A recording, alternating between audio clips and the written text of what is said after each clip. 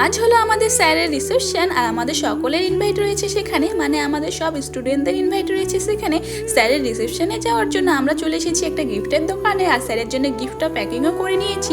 আর আজকে কিন্তু আমরা 4 বান্ধবী মিলে এসেছিলাম স্যারের জন্য গিফটটা কিনতে। সো গিফট কিনে রওনা দিয়ে আমরা বাড়ির দিকে। আর এদিকে দেখো একটা স্কুটিতে আমরা 4 জন বসেছি। আর একটা কথা জানো তো, যে স্কুটি চালাচ্ছে সে কিন্তু নতুন ড্রাইভার, ও নতুন নতুন শিখেছে স্কুটি চালানো।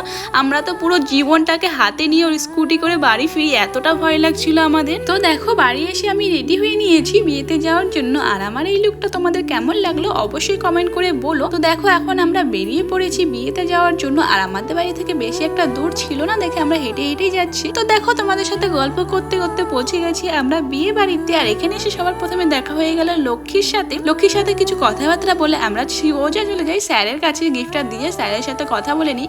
আর স্যার এদিকে বৌদিকে বলছিল যে রিমি ব্লগ করে, ওর ব্লগ একটু হাই করে দাও। তারপর আর কি ওখানে কিছুক্ষণ বসে বেশ কয়েকটা ফটো তুলে নিয়ে সোজা চলে আসি স্টার্টার কাউন্টারে। আর এখানে এসে এত ভিড় দেখে আমি তো আর সামনে যাই না, উদয়কে বলে একটা স্যুপ নিয়ে আসাই, যেটা আমরা দুজনে শেয়ারিং করে খেয়েছিলাম, আর কিছু খাইনি আমরা স্টার্টার থেকে। তারপর চলে আসি মেন কোর্সে। তো খাওয়া দাওয়া কমপ্লিট করে আমরা চলে আসি বাড়ি, কারণ অনেকটা রাত হয়ে গেছিলো। তো আজকের জন্য টাটা, বাই।